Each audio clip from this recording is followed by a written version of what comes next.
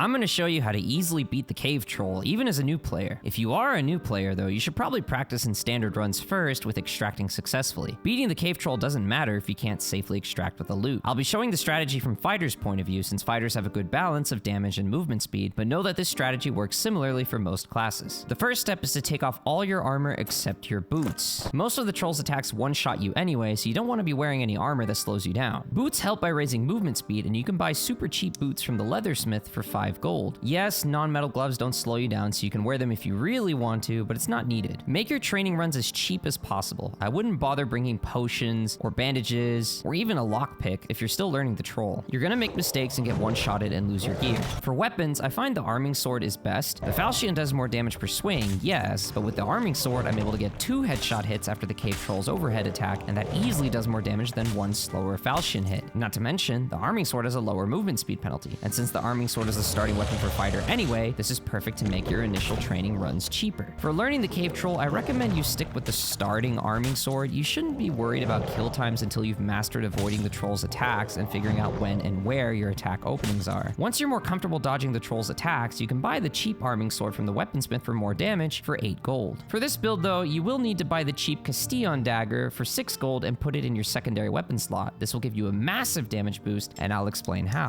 The beauty of this build is that we take advantage of having no heavy armor by using the Slayer perk. We get a 5 weapon damage bonus, but we need to have a weapon in our secondary slot as well, hence the Castillon dagger. We'll also take dual wield to increase attack speed and combo attack to increase damage a bit during combos. The last perk is whatever you want. For our skills, we'll take sprint and second wind. These are just great perks to take in general, and don't forget that after beating the troll, you'll still need to get past other players and mobs and extract alive. If you get a bad circle, you might take zone damage while trying to finish off the troll. Players may try to ambush you and steal the troll loot after you beat him. Second wind is just an amazing skill in general for the 50% burst heal. Sprint is a great movement boost, which we'll use sometimes in and out of the fight. Now that we're ready, we'll enter the goblin caves. Once inside, head for the mid-left of the map and walk down a stone incline, then open a stone door. Close the door behind you and hug the wall to the left, then rush to the troll with your weapons sheathed. This is important because sometimes the troll starts with a shout, and you want to avoid being hit by the shout, so you have to get close and to his right, your left, to avoid his shout. In general, we're going to stay on the troll's right side, our left, because this is the easier side to fight him from. He has 3 possible attacks he can use here. He can do a broad swing, which you'll walk away from to dodge, then wait half a second, then turn around and slice his arm once. It's very important that you wait that half second before attacking, otherwise he will do a follow-up attack and most likely one-shot you. I recommend slicing his arm for this while you're new, even though it does less damage. Get the hang of the timing first, then you can go for his chest instead for more damage. The second possible attack is a one-handed overhead slam. Walk away and towards the troll's right while facing forward to avoid both the slam and the splash damage. Once you hear the slam, immediately turn around and slice the troll's head. If you're new, I recommend 1 hit on the head followed by a hit on the arm while you back out. Once you get more efficient with the timing, you can consistently get 2 hits on the head, and this is great damage. The third possible attack is a 2-handed overhead slam. Immediately move away from the troll to avoid the slam and shockwave, but not too far because he frequently follows this up with a shout. You want to get far enough away to avoid the slam, but have enough time to get back into position so you don't get hit by his shout, and can even attack him during the shout. What do you do if you get hit by the troll shout though? Immediately sheath your weapons, activate sprint, and run away from the troll. Once you hear his grunt, jump while facing and moving away from the troll. This is a difficult dodge, but it's easier than trying to guess the 50-50 of whether you should crouch under his charge or jump over it. It's best to just never get hit by the shout in the first place. Once you defeat the troll, first make sure that both stone doors are still closed and listen to make sure nobody was waiting for you to finish to steal your loot. Loot the troll, then open the large stone doors on the west middle side. Once inside, pick up all the loot on the ground and loot the chests you can. Sometimes there will be locked chests in here, and you'll need to either have lockpicks or be a rogue with a proper perk to unlock those. Don't forget that you need to extract safely. Thankfully, there's an alternate extract not too far from the troll. Open the southeast stone door and walk up the incline, then turn right around the corner. Walk past the middle spike trap and head right, then open the door on the left. Enter the arch on your left, then you should see a stone staircase on your left, possibly blocked by a metal fence. The metal fence opens automatically when the next white circle is very small, so as long as someone hasn't already taken the extract, causing rocks to block the path, it should be available to you. After beating the troll, you'll notice the loot isn't really all that great. A recent patch nerfed the troll loot, so if you want gold, you're better off following my easy gold farm guide linked in the video description. Either way, I hope this helped you beat the cave troll. Let me know if you want a guide on the high roller cave troll, and please like and subscribe. Good luck in the dungeons.